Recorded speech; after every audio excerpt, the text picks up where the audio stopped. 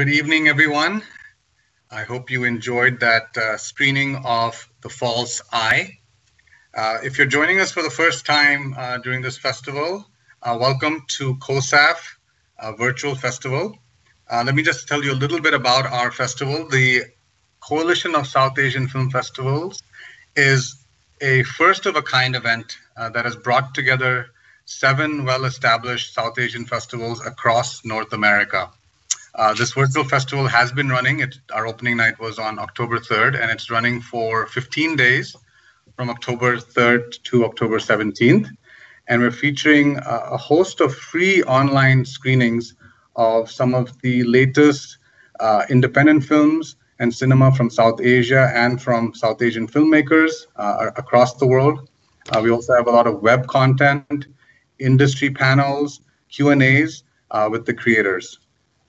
And we also have some other virtual unique events. You can find more information about that at cosaff.org. The 7 festivals that have come together include the Sphere South Asian Film Festival from Seattle, the DC South Asian Film Festival, Washington, DC, Mosaic International South Asian Film Festival from Mississauga, Ontario, Nepal American International Film Festival in Maryland, South Asian Film Festival of Montreal in Montreal, and Vancouver International South Asian Film Festival in Vancouver, and finally the Chicago South Asian Film Festival in Chicago, which I am part of. So now we're going to go into the Q&A. I'm so excited to have 3 guests from the film that are joining us today, and I'm going to introduce each one of them. The first guest is the director of the film. He is an award-winning film director and script writer.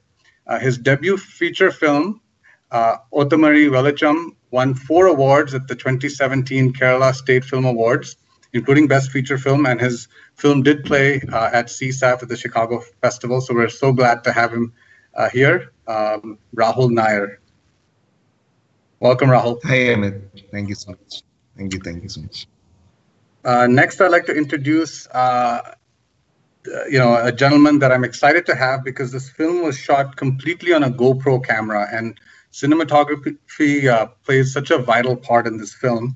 So with us is the director of photography, Tobin Thomas. Thank you, Amit. Thank you. And last but not least is one of the lead actors of the film. I know he's done a lot of projects with you, Rahul, and he's also part of this film. He plays the friend of Sachin, and this is Renjit Shekar. Welcome, Renjit. Thank you, Amit. Thank you. Excellent. And for the audiences, just a quick reminder, if you'd like to ask our panelists any questions, you can go to slido.com, and the event code is 85820. I think you have to put pound 85820, and you can send your questions in. I'll be asking a few questions of the panelists, and then I'll also intersperse some of your questions as well. So let's get started with the first question, and I think this will be directed to you, Rahul and Tobin. Obviously, this film was, the unique thing about this film is it's shot completely on a GoPro camera. So how did this idea come about? Did you always want to shoot in this unique way, and then you developed a script around that? Or did you have an idea of a script, and then you said the best way to tell that story is using this GoPro camera treatment?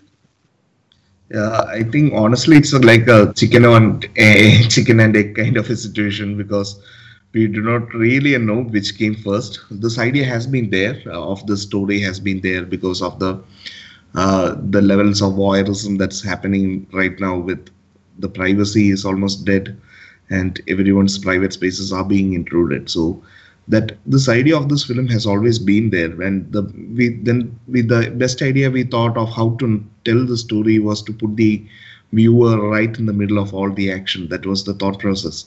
So we wanted something that would make the viewer feel at the same time he's right there in the middle end, but at the same time he's feeling helpless about what's happening, or he can't really control what he sees, or that kind of a feeling. So that was the initial thought from where we came. Then we did check a couple of other things, and then we went to GoPro Camera. because of the easiness to shoot it, and also with the actors moving consistently, the terrains keeps changing. So to move with freedom and all, we opted for the camera in the final stage. But the camera came in much later. Before that, it was this thought of doing something like this, telling a story about voyeurism, about moral policing, but and at the same time using a narrative style that's unconventional. And I know that this film can be shot in the conventional format as well, but we wanted to try and make this a little bit more in kind of put the action has to happen right in the middle of all the chaos. The viewer has to be there. So that was the idea from where we came about. We did not go into this film with a fixed script or a bound script. We had this whole idea running through us, but once we went to the locations and once we see the kids performing and how they moved about with such ease, then we kind of evolved from that point. So we did not kind of locked in on something, and we did not go in there with a fixed plan. We kind of went there, explored the places, explored what we can do with the camera, and then kind of figured out a scene choreography out of it. That was the how it was shot. And it actually is interesting because you wanted to make a film about voyeurism and moral policing, and the GoPro camera acts as this character that's peeking into everyone's lives. Yeah. So that the camera also acts like a character in the film, and it has a perspective and it changes roles. So was that intentional or also kind of more organic as you were shooting? No, kind of intentional, I would say, because the whole idea of the film was about, it was not about the technology, it was the intention behind who the person it is using. So the kids who stole it from the store wanted to do something creative with it. They never intended to do something like what happened in the film. Their only idea was to, someone told them this is used for film shooting, or they might have got this feedback from someone that this is meant to make cinema. So their idea was something creative. But as soon as the camera changes hands, the intention of the person gets reflected on screen. When it was the kids dealing with it, it was we were in their innocent world, trying to figure out what cinema they were trying to make and all that. But the moment it changes hands, the whole purpose of this instrument changes. So it's the same device which at the beginning of the film that we were seeing that this device is used, they are using it in a very fun way or just for the sake of fun. But soon later it becomes an intrusive element into someone's life, and it kind of goes through and snowballs into something big. So it was more from that standpoint that we conceived this idea that once the film, the camera changes hands, the intention of that person will reflect on screen. That was the whole idea. And it's very reflecting, because the first half has that innocence, the kids are making cinema, and then suddenly it turns into this darker, as the adults take control of the camera. So that's a very interesting contrast. So, just to stay with some of the technicals, how long did the film take to shoot, and where did you shoot it? Just the locations. Can you talk a little bit about that? We shot this in 6 to 7 days, if I remember correctly. It was less than a week because the advantage of shooting with a GoPro camera is that you do not have any light-up possibilities or anything. So most of the time we were rolling the camera and getting the people run through all that locations and do all their stuff. But we shot it in less than a week, if I remember rightly. And then the first couple of days we actually went back and we were working on the footages to see if this idea was coming through, because in the first 2 days we were also, this is not that format that none of us have done in the past. So even with this actors, the staging of actors and everything, we were kind of confused of how to portray this, and because you cannot cut into a close shot, you cannot shift into a wide shot. There's no other gimmick like a tracking camera or something. So this is all handheld, and it has to be done with the actors moving consistently and their positions changing. So in the first after the first couple of days, we were putting it into the editing table, and we are trying to see if it was coming alive, because most of the scenes are like very lengthy, long shots, and it only carries with performance. And at the same time, we decided in the first day of shoot itself, we decided that we are not going to use music in this film. So that is again something of a more of a kind of a risk, because we are kind of taking that music as an added element when you kind of portray drama and things like that. But here we chose not to use music, so it was wholly on performance and how the sound design works and all that. So we shot it in 7 days, and then we went back, we edited and saw some of the scenes, and then we again shot some of the scenes back, because we couldn't edit out or trim some of those scenes. And so the only way to trim a scene was to reshoot it again. So we came back and we did a little bit of reshoot later on. So, I mean, that's very interesting. In 1 week, you pretty much covered the entire film. So maybe talking a little bit about the performances, there are, as you mentioned, a lot of long takes, right? Yeah. The fight scene is one that's memorable, where it's the chaos, but the camera doesn't cut much, right? And even in the police station, and even with the kids. So maybe one question is to Renjit, as a performer, as an actor, was that challenging? Did you improvise those scenes, or were they rehearsed? Can you talk a little bit about that? And then Rahul, to you, the directing the children in the film, how challenging was that? So Renjit, yeah. Yeah, so actually, as Rahul told, we never had a bound script ready. So Rahul was giving us complete freedom to improvise the scene, and more like it was one shot. So it was a great experience, actually, because when we were doing the conventional type of films, actually, so after each dialogue we'll have a cut, or we have a retakes, right? So but here it's like 7 minutes or 8 minutes we have one shot.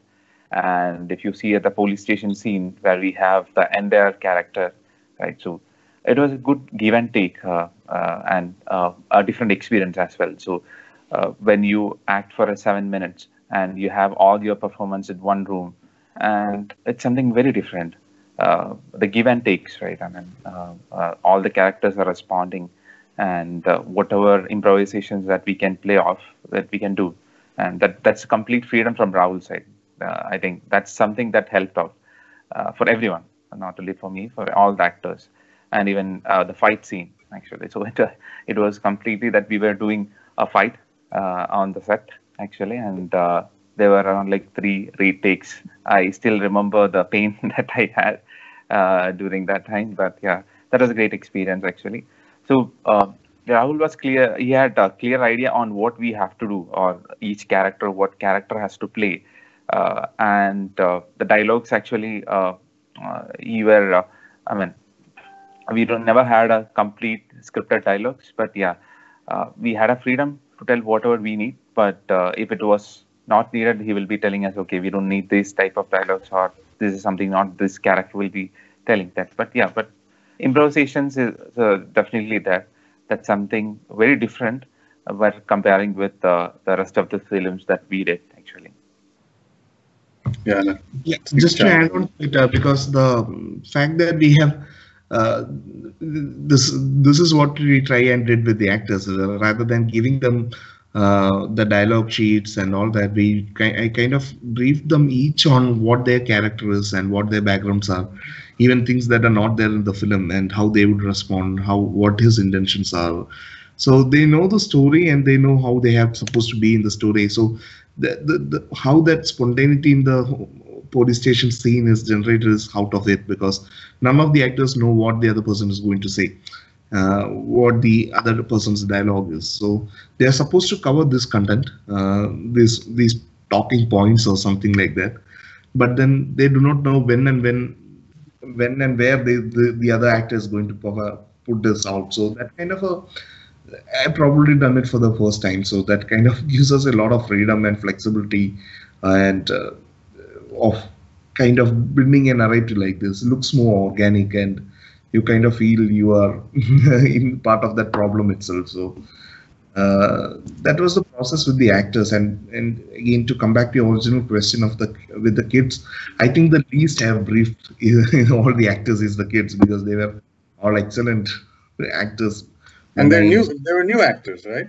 They have done small films. They haven't done such bigger roles in any film, but they have done a couple of small films. And we did an audition few days before the shoot, and we knew that these kids are awesome. So we did not brief them much, to be honest.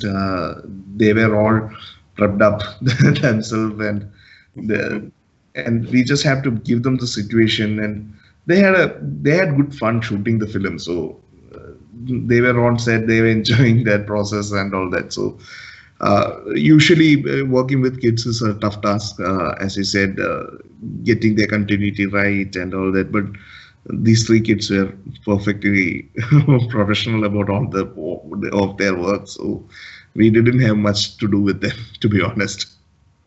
And it was, I mean, the scenes where they're fighting about how the hero should stand in the front and they're arguing is just so, it looks so natural and organic. It's just, it's amazing how they pull that off. Yeah, because in the specific scene that you mentioned, one of the boys is putting on a glass, or he's wearing a glass, I think.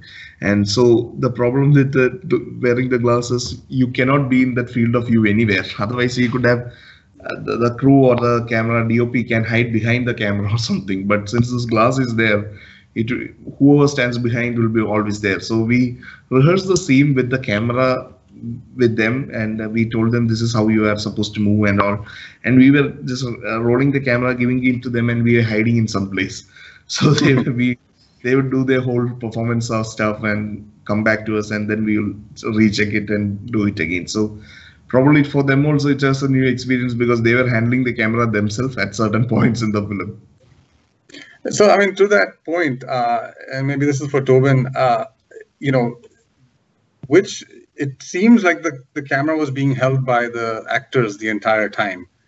So can you talk a little bit about, you know, how much did you, you know, in terms of the technicals of the GoPro camera, how much were the actors actually holding it? How much were you involved in that?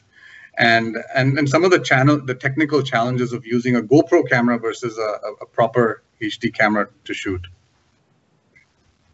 Yeah, so when we first had the idea, we knew we had to shoot this movie with a portable kind of camera. This is not something we can shoot with a high-end camera or something. We wanted the camera as a character. We wanted the camera, in the middle of every situations, every scenes.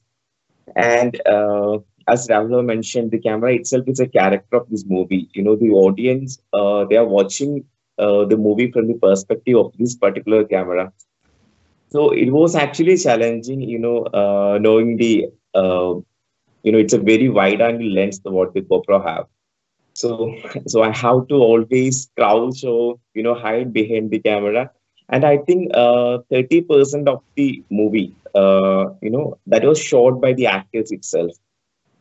Otherwise, I had to pad on with their costumes, the costume references. So the first time ever, the DOP has to change costume according to the actors, to get in the references and everything. And we actually trained, the actors and kids regarding the scene. So this is how you have to hold the camera. This is how you have to move and everything. And me and Rahul, we actually, I think we have to move around like 30 to 40 meters behind them to give instructions and everything. And without any previews. So we have to get back every time and check in with the GoPro camera. So it was actually a first kind of experience for me as well. And, it was very challenging as well. And we tried to explore every possibilities we could do with the GoPro camera. I think it worked out and it came out really well. No, that's fascinating that the actors had to be trained a little bit. So that's actually pretty interesting. He also worked as a stunt double in the film. So. I mean, and what's amazing is you've also it's visually stunning also, right? captured parts of Kerala, and I don't know if you mentioned where you shot it, but it's captured beautifully. Some of the shots you've taken. So was that any post production work, or was a lot of that just the camera? We haven't done much in the post production. We have done very basic color correction to just adjust shadows and highlights and all that, because we do not want to lose much of that raw look of the original look of that camera. So it was done purposefully. We chose this small village it's a very small village in Kerala, in Cochin, in the central part of Kerala. So we went to that village. We knew that since we are shooting with a small camera, we wanted most of the action to happen outside, or most of the shots are going to be exterior, at least in the first half of the film. So we went to this location and figured out a place where there's a small bridge and kind of connecting people between two banks through a small bridge, and that kind of a locality is what we had in mind. So that's where we came about. We figured out this place and we kind of staged everything there, because we wanted to, with the visual sense, we wanted to kind of make the kids' world look a happy place, and at the same time to look a little more.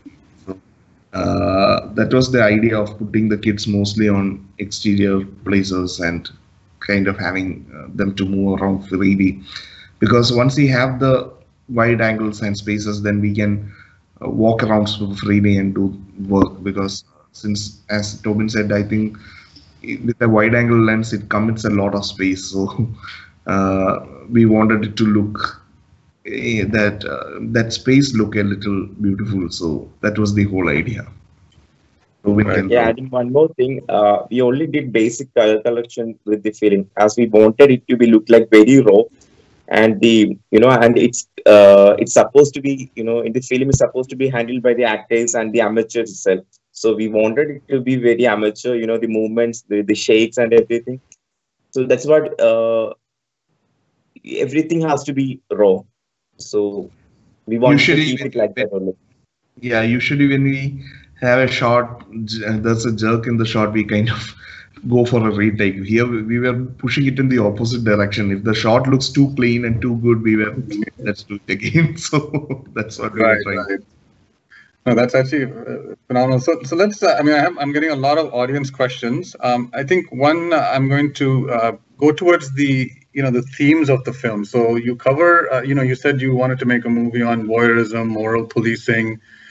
Also, it covers patriarchy and some of those themes. So the first question I have is, and an audience also asked this question. Tell us a little bit about the title of the film. In Malayalam it's called, I think, Kala Notam, and in English it's The False Eye. When I was thinking about the title myself, the eye is probably the camera, but I was thinking, why the false eye? Because you expose a lot of truths about society and how things are the perceptions and society is over there. So just tell us a little bit about the title. And in Malayalam, the audience asked that it translates, Notam, I think, translates to voyeuristic and the moral policing POV. So maybe just talk about the title a little bit. The title, it is not that we are, when we say false eye, we are not trying to reveal any truth, or that's not the standpoint from where we came to. The idea was we are always being judgmental about other things. We are kind of judging things from a perspective that's probably skewed and misconstructed. The whole idea of judging people, especially women who have, in Kerala, in India, we have, this is not something new. The theme of this film is not something new. We have heard many stories that we have, in a very bad way, we have become very comfortably numb with all these news that's around us. But that's not the truth. There are people's privacy at stake. They are being held responsible to some moral code that is very wrongly constructed. If a woman has to do a certain thing, she has to follow a certain kind of a moral code. So these are kind of very wrong expectations, or the intent, even with the victim, if we call that the girl in this film who is very visibly in love with this guy, is getting cheated by himself. So there's no purpose in her privacy is being kind of used as a tool to blackmail her. So the intent of looking at people with some moral code to judge their actions, that's what triggered us this thought of this false eye, because we don't want to judge anyone, and unless you know the whole part of the story. Because even with, you see, when in the film, when the bigger guys from the neighborhood comes around, their first instinct is to blame the kid, to say, hey, did you steal the camera to capture your sister's porn? So where does this all run up to, or where does this all add up to? So that's the kind of, and if a person who watches the film from that point in time, or if you are someone who watches the video at that point in time, you only know that this is the truth. So, but as a film viewer who started from the first scene itself, you know that was not the intention, that was not what they meant to do. So we are always being judgmental about others' actions, and most often our women has been subjected to such what I don't know, false judgments and all that. So even with, when you see when they are making a film, the children has telling that the hero wants the central space. Right, the hero should be in the front. Yeah. Hero is the center of attraction, and the girl should just be good looking. So these are notions that very uncomfortably or very comfortably we have chosen to ignore. But all mainstream, including our cinema, as a filmmaker, I feel responsible for what my cinema portrays, and I don't claim myself to be the perfect. I'm also part of the society, and I am affected by, or I'm also, the society is a part of me as well. So, but as individuals, we try and find out our areas where we need to improve and our perspectives that needs to be changed, and we kind of move ahead with it. So, but that's the whole idea of coming to the title. It was from judging people from a wrong sense, or from the wrong set of false side. Okay, no, that's great. And actually, one of the audience members asks that the idea of social media also comes up, which is you've captured the innocent intentions of young Vincent, and this good versus adults. The children are the good versus the adults are evil, and it's also a dilemma of current social media. So I also think social media, we go on to that, and we. I also am guilty of going on in the morning and I'll check everyone's Facebook stories or Instagram stories, and I'm sure there's a judgment that we pass, and there's a voyeuristic element to that as well. So, I think you cover that pretty well with those topics as well with this movie. Maybe I don't want to justify Vincent's intention. He did steal. That's the truth. So. Yeah.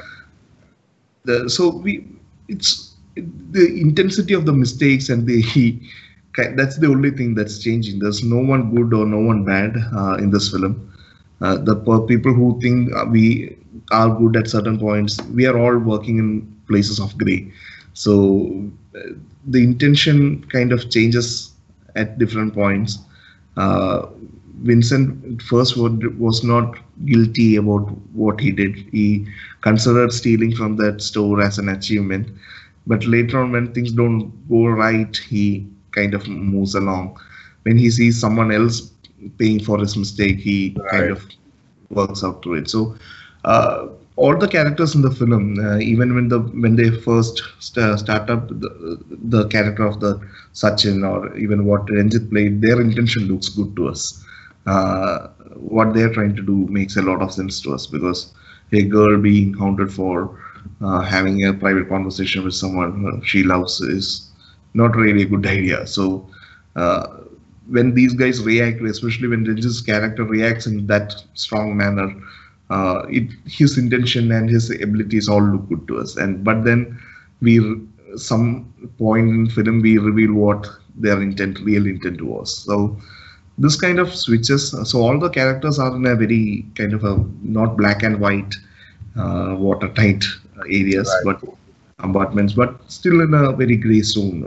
Even with the kids, the intention also kind of changes with every activity. So yeah, so when connecting this to social media, as you said, we are all judgmental, to be honest, with about everything around us, and it's very easy to sit in the comfort of our living room and pass judgments like we are, but we probably do not know the reality. We and also the noise around us kind of influences the reality as well. If something wrong goes on, but still if everyone feels that's right, then that herd mentality of falling in line kind of happens at some point. So this is there, and yeah. So I'm going to go through some of these audience questions because we have a lot. So Manoj asks, can you say a few words about the pre-production process? How did you storyboard the film and any of the edit points? I know we talked a little bit about the scenes but any other pre-production notes that you want to share? We kind of had a discussion with our editor. Well, the editor was involved in this film at a very early stage, from the pre-production stage itself. We wanted to look some of these scenes to look kind of organic and without much transitions, and also we kind of planned it in a way that, especially the on and off transitions, where it has to come, where the camera switches off, where it turns on, and that kind of ideas we actually worked on in the pre-production side. In the scripting part, as I said, we did not really have a big time we spent. We had this whole idea constructed, and we did not have the dialogues and all written. We had the cues of what we wanted to say, and the content of each scene was there, and then we were getting the actors on board and giving them different briefs. So Renjit would not probably know what Sachin is going to say or what that character is going to say. The police station, the inspector doesn't know what he is going to say. So that kind of a mystery that was there, that kind of helped that process through. So the pre-production, we were actually working more on the edit.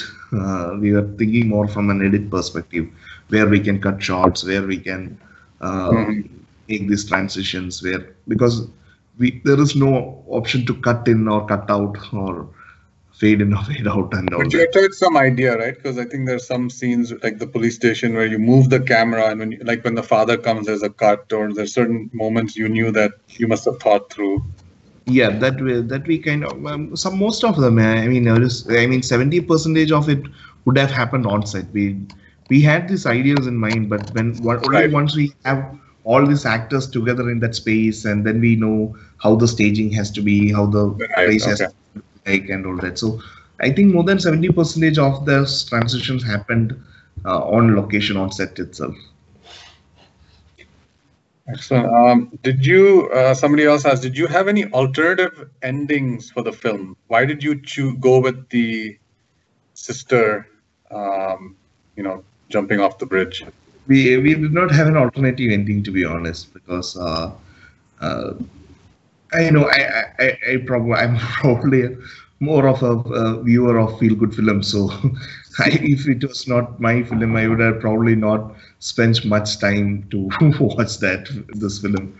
So because it takes a toll on me as well as a viewer. But for us, the reality was, see, all these stories, when you add up, this is not something new, as I said earlier. We have seen girls being morally judged and for just going out with someone or spending time with someone, girls being morally judged and all that happening. So we do not have an alternate ending, and this is not something that we have created. There has been a lot of such cases of attempts to suicide and suicides itself happening because of this breach of trust and all that. So we did not actually think through more. We wanted to kind of make this camera and kind of a mirror at what we are looking at. Even what started as a fun ride then kind of goes off track and moves into the reality zone. Yeah. Another question is, okay, so somebody asked, this is interesting. So you shot obviously False Eye on GoPro. Maybe Tobin, you can also answer this. Have you ever thought about filming a script that is virtual, for example, on Skype or on Zoom? Yeah, I kind of did sorry. Sorry. We during this lockdown period we did something like that. We did a small anthology film called Survival Stories that's out on YouTube actually. It's a 50-minute anthology of I think 7 short films or something. So that was all done through this virtual production because we were getting stuck in a place and with people unable to move out, or it was at the during the peak of all the lockdown and the initial spread and all that was happening. So at that time we actually tried doing this. That was our first time for all of us. We shot it in our own houses. Then the characters shot it in different places wherever they lived, and we all brought it together to the edit table and made it into a single film. So that's I've done one attempt on that, something like that, and probably it's more like a. We called it survival stories because it's a matter of survival for us as artists as well. Because in these times there's a lot of uncertainty of how the filmmaking process is going to be like or how it works and all that. So we actually tried doing that in this period when most of us were stuck at home, unable to get out. We tried to make some cinema out of it. And Tobin, you can. Yeah, Tobin. Yeah, I think number of films, out in virtual reality, like for the past few months, everyone is locked down inside their house, and I for me, I believe it's not the equipment what matters or what the which camera you use. It doesn't matter very much. So what the script demands, what your story demands is actually matters. And for us, this has to be shot in a GoPro camera. This cannot be shot in a another high-end camera or any other DSLRs or anything. So this has to be in a GoPro camera.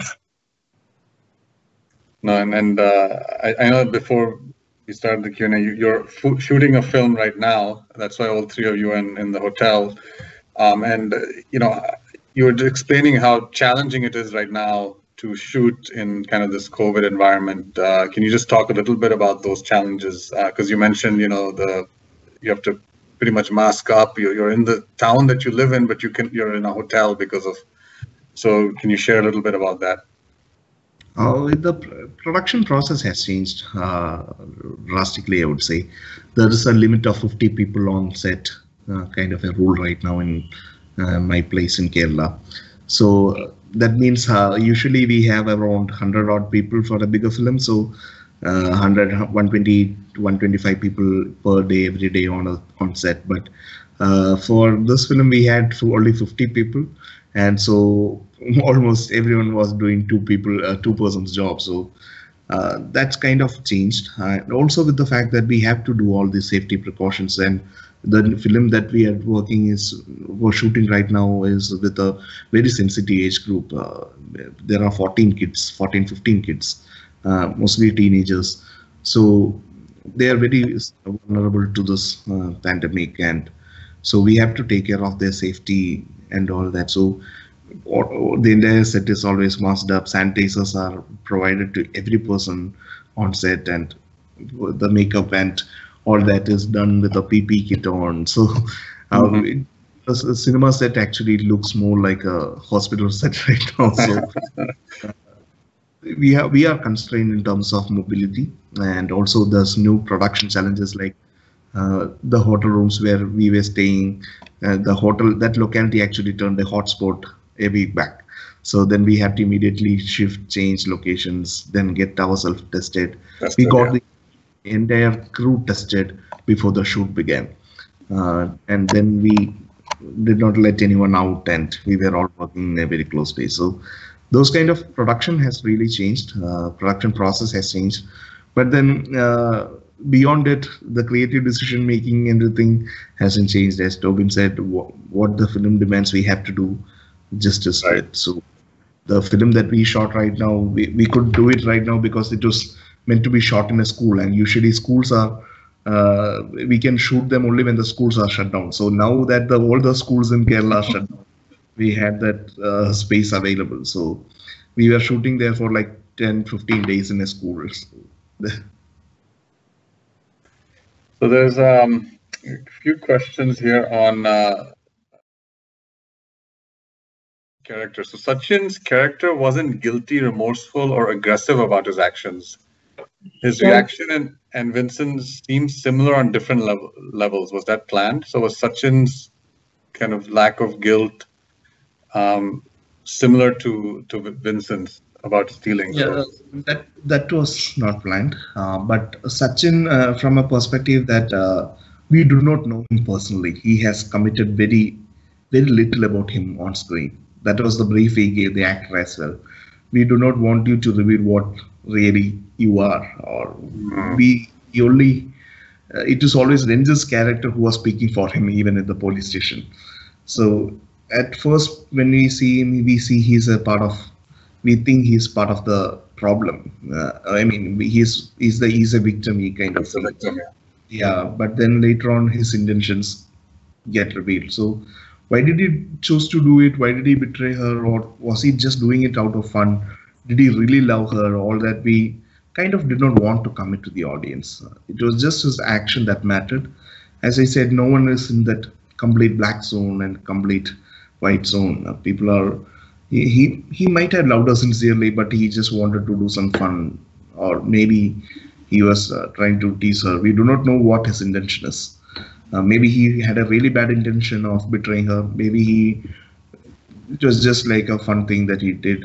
Maybe he did not expect it to snowball it the way it did. But then there is no explanation. There is no kind of justifying that character and his action. What he did is betraying a person's trust and privacy is the most terribly wrong. So that is the only thing that we wanted to put in there. So rest, I think we gave that freedom to the actor, whether he wants to interpret it in a way that he does not feel guilty about it. Maybe he did it on purpose. Maybe he loved her and he now realizes the intensity of his mistakes that he is unable to respond. So we kind of came through in a position where we did not want to reveal more about Sachin. He was always the silent guy. He was the one who was always refusing to speak. Even at points, the girl was speaking for him. So we really do not know what his real intentions are. Right. It was like you said, it was in a gray area for us to interpret what was his backstory. Yeah. So two questions here. So has this movie been released in India, and if so, how has the film been received by audience and critics? No, we haven't released it in India. We are still going through the festival circuit. We are now having last week we had our German premiere, European premiere, and now probably in a week's time we would be able to announce our Indian premiere. We are selected in a major film festival in India, so we are waiting for their official announcement. So that will be our India premiere, and then we hope to see. We are not going for looking at a theatrical release for this film because probably an OTT or a digital platform would suit better is what our feeling is. And then we'll always have, Kerala has a very strong film society movement at the very grassroots levels, where independent cinema mostly thrives on such support systems. So most often these film societies actually take the film from us after the India premiere, and then they take it across Kerala, get screened even in the small rural villages in some points. So for an independent film, especially something like this with no known faces or no big names associated to it, this is probably our way of reaching out to more people. So we are not looking at a theatrical release, even if it was not this pandemic and all that. We were not looking at a theatrical release because the financial viability for it, the distribution system is not that supportive or not that great for independent cinema. So it's a task to get your film out and we cannot afford to do the kind of publicity or marketing budgets that a commercial mainstream cinema would have. So our idea is to take it through the festival circuit. Now we probably have 4 or 5 festivals in North America that's happening right now, including CoSAFF. So then go to other places, and then finally have an OTT platform release or something, get it released as an originals or something like that. Okay, excellent. So I know I have time for maybe one or two questions. So I want to pull in, I don't know if Renjit dropped or not, but from what I understood, I know you were saying that both of you met, you had a different job before. You both were in software or in IT, I believe, and both of you had a passion for film. So can you know, Ranjit, maybe how did you guys meet? And I know you've done 3 films together, right? So can you talk a little bit about that journey and how you've developed your artistic relationship? Yeah, okay. So we were working together in